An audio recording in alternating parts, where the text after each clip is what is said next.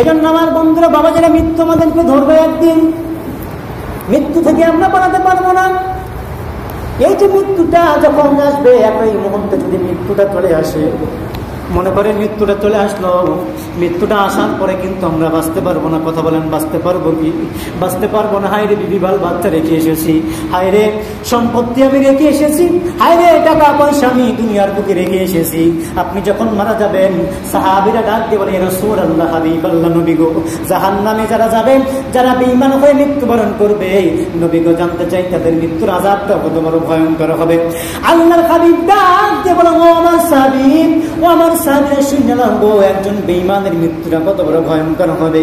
70টা ওর যদি না জবাই কইলাম, চামড়া উল্টা দিক থেকে টাইনা খুললে যেমন বকরির কষ্ট লাগে, আমার নবী ডাক দিয়ে বলে, সাহাবীরা রে, এর চাইতে বড় ভয়ঙ্কর কষ্ট হবে একজন বেঈমানের। এই কষ্টটা কেমনে হবে গো বান্দা? এই কষ্টটা হবে যারা দুনিয়ার বুকে আমি নবীর নাফরমানি করেছি, আল্লাহর হুকুমগুলো মানে নাই, যারা বোনের সম্পত্তি, ভাইয়ের সম্পত্তি আত্মসাৎ করে খেয়েছে, আত্মসাৎ করে খেয়েছে, ভাই যুবকা ভাইকে জমি ফাঁকি দিয়েছে, এদের হবে মৃত্যুদায়ক কঠিনতম শাস্তি। জোরে কর নাউযুবিল্লাহ। মৃত্যুর আযাবটা কত বড় ভয়ঙ্কর। হযরত উসমান যুন নুরাইন, নবীজির সাহাবী,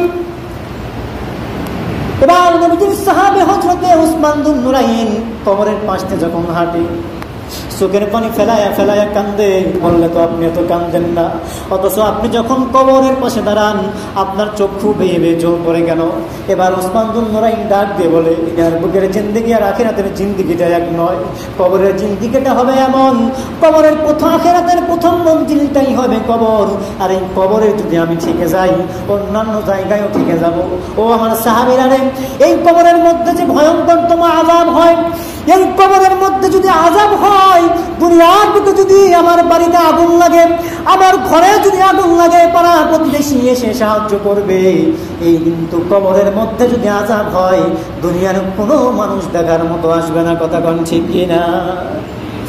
আপনার বাড়িতে যদি এখন আগুন লাগে, আপনার ঘরের মধ্যে যদি এখন আগুন লাগে, অনেকেই দৌড়ায় আসবে কি আসবে না? কিন্তু আপনার ঘরের পাশেই কবর, এই কবরে আযাব হচ্ছে, আপনি কিন্তু জানছেন না। এই কবরের মধ্যে যদি দাও দাও করে আগুন জ্বলে, ঘরের মধ্যে থেকে বিবি শুয়ে আছে রে, মা শুয়ে আছে, সন্তান শুয়ে আছে, অথচ ওই কবরের খবর তো কিন্তু কেউ নিতে পারতেছে না। কথা কোন ঠিক কিনা?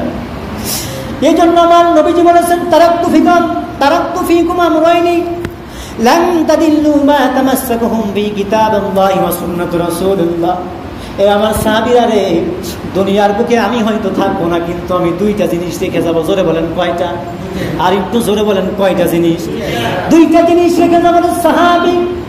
ও আমার সাহাবী, এই দুইটা জিনিস যদি কোনো বান্দা, যদি কোনো উম্মতি নিয়ে ধরে রাখতে পারে, আমি নবী কাল কিয়ামতের ময়দানে বলে দিলাম, আমি নবী বলে দিলাম, দুনিয়ার বুকে যতদিন বেঁচে থাকবে তারা কোনো দিন ব্রেক ফেল হবে না। জোরে কোন সুবহানাল্লাহ। কোনো দিন ব্রেক ফেল হবে না, কারণ ব্রেক ফেল হলে গাড়ি অ্যাক্সিডেন্ট হয়। দুইটা জিনিস, একটা হচ্ছে কিতাব আল্লাহ, আল্লাহর কিতাব। এটা যে আল্লাহর কিতাব, সন্দেহ আছে? জোরে বলেন সন্দেহ আছে? যালিকাল কিতাবু লা রাইবা ফী, এটা এমন একটা কিতাব আমি আল্লাহ প্রেরণ করেছি যাতে কোনো সন্দেহ নাই। হুদাল লিল মুত্তাকিন, মুত্তাকিদের জন্য হেদায়েত, মুত্তাকিদের জন্য নাজাত, মুত্তাকিদের জন্য কল্যাণ। জোরে কোন সুবহানাল্লাহ। তাহলে নামাজ আমরা পড়ব তো ইনশাআল্লাহ। জোরে বলেন পড়ব তো ইনশাআল্লাহ।